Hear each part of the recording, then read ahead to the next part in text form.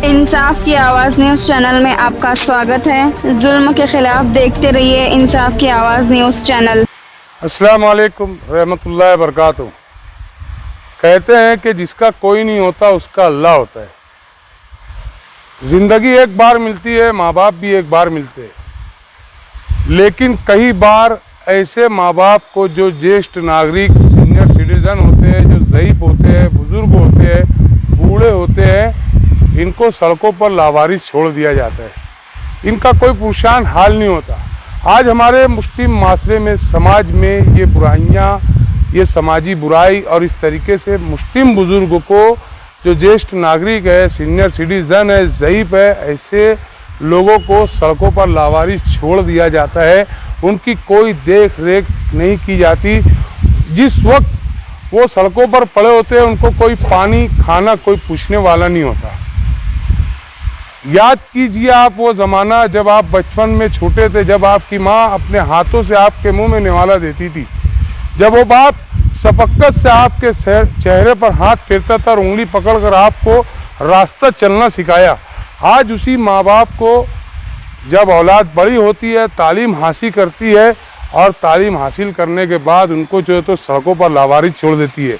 गुज़श्ता 3 रोज़ कबल भी Malegaon civil hospital के पास 19 जून को एक नामालूम मुस्लिम बुजुर्ग 65 से 70 साल के होंगे, वो गस खाकर चक्कर आई, गिरे और गिरने के बाद सिविल हॉस्पिटल के पास में ही जो ब्रिज है वहाँ पर गिरे। उसके बाद ये हमारे सर्वे नंबर 42 के अनीस भाई बड़े, इन्होंने उनको देखा और देखते ही साथ जो है तो वहाँ पर मौजूद पुलिस और दीगर लोगों को बुलाया। मुझको भी फ़ोन किया इन्होंने, मगर मैं काफ़ी दूर था। मैंने इनसे कहा मुझको वक्त लग जाएगा वहाँ पहुँचने में, आप सिविल हॉस्पिटल में लेकर जाओ अंदर। फिर इन लोगों ने और सिटी पुलिस स्टेशन के पटारे साहब ने उस बुज़ुर्गों को जो है तो सिविल हॉस्पिटल में लेकर गए, इमरजेंसी वार्ड में। मगर इनके पहुँचने तक के डॉक्टरों ने जब उनका चेकअप किया तो उनको मुर्दा हालत करार दिया। 3 दिनों से वो बुज़ुर्गों की लावारिस लाश मालेगांव सिविल हॉस्पिटल पीएम के डी स्टोरेज फ्रिज के अंदर रखी हुई थी और उनकी शनाख्त के लिए मुसलसल एक कोशिश की जा रही थी गुमशुदा बच्चों की तलाश ग्रुप की जानिब से कि इनके जो घर वाले वो मिल जाए। यूपी, बिहार, महाराष्ट्र और इंडिया के अलग अलग शहरों में कई ज़बानों में उनकी पोस्ट तमाम सोशल मीडिया प्लेटफॉर्म के ज़रिए शेयर की गई। एजाज एमासी, खालिद सरहदी के ज़रिए जो है तो तमाम अखबारों में वो उसकी जो है तो मैयत की खबर भी शेयर की गई। अखबारात में मुरासला दिया गया।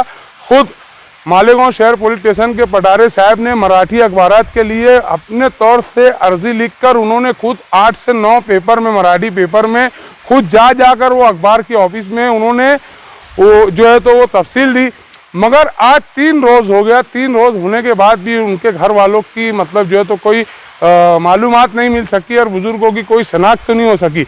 मगर मुस्लिम माशरे में शरीयत खुदाबंदी के जो अहकामात की रोशनी में अगर हम देखेंगे तो किसी का इंतकाल होता है तो उसको जितनी जल्दी से जल्द हो सके उसकी तदबीन का जो अहकामात है, उसकी रोशनी में हम लोगों ने आज जो है तो मोरखा 22 जून सुबह में 2024 सुबह में तकरीबन 10 बजे पटारे साहब ने मुझको फ़ोन किया और मैंने उनको कहा कि यार ये हमारा शरई मसला आता है, इनकी तदफीन करना ज़रूरी है। फिर वहाँ आए सिविल हॉस्पिटल में पटारे साहब, अनीस बड़े, इकबाल भाई, एकता भाभी संता, मालेगांव और ज़िला नासिक के जो है तो सदर फैयाज अफसर साहब और किलत इराक ग्रुप के अतर अहमद तारे, हमारे सुफियान भाई एक्सल हॉस्पिटल के जो एम्बुलेंस है इनकी वो, और ख़ास तौर से हिलाल कफन सेंटर के मालिक हिलाल भाई, वो वहाँ पर आए। वासिफ एम्बुलेंस वाला, सऊद अंजुम और हम लोग दीगर लोगों ने वहाँ पहुँचकर कानूनी कार्रवाई में पूरी मुकम्मल जो है तो मदद की। जो कागजात थे उसकी तफसीली जो जांच थी, कानूनी कार्रवाई थी, उसको मुकम्मल किया। और आज उमर बिन खत्ताब जनाजा हॉल में बाद नमाज ज़ोहर यहाँ ऐलान करके बहुत सारे नमाजियों ने तदफीन के लिए आगे बढ़े और आगे बढ़ने के बाद नमाज जनाजा के बाद हम लोगों ने तदफीन का जो अमल था उसको पूरा मुकम्मल किया। और अभी फ़िलहाल मेरी अहलियान शहर से गुजारिश है कि गुज़श्ता कई दिनों से जब हम पोस्ट चला रहे थे तो कुछ लोग शरारत करते हैं मुस्लिम हैं, ईमान की दौलत अल्लाह ने उनको नवाजी है और अल्लाह के नबी हुजूर मोहम्मद सल्लल्लाहु अलैहि वसल्लम का इरशाद है और उनकी आप सवाना हयात देखिए, उन्होंने बचपन से लेकर उनको पर्दा करने तक के उन्होंने इंसानी खिदमात का जो इतना बड़ा कहते हैं कि अल्लाह के नबी हुजूर मोहम्मद सल्लल्लाहु अलैहि वसल्लम का अगर उनको दर्जा दिया जाए तो मसीहाए इंसानियत है कि उन्होंने इंसानियत के लिए इतना बड़ा काम किया। मगर आज हमारे शहर में एक मुस्लिम माशरे के अंदर कुछ चुनिंदा सरपसंद अनासिर, चुनिंदा इब्लीस के यानी मतलब जैसी हरकत करने वाले ईमान का दर्जा रखते हुए उन लोगों ने हमें इस तरीके से अजियत दी कि पोस्ट शेयर करने में कई जगह पे तकलीफ पहुंचाई, तनकीद दी। तो मैं ऐसे अफराद से और ऐसे लोगों से यही अपील करता हूं कि ऐसी हरकत ना कीजिए।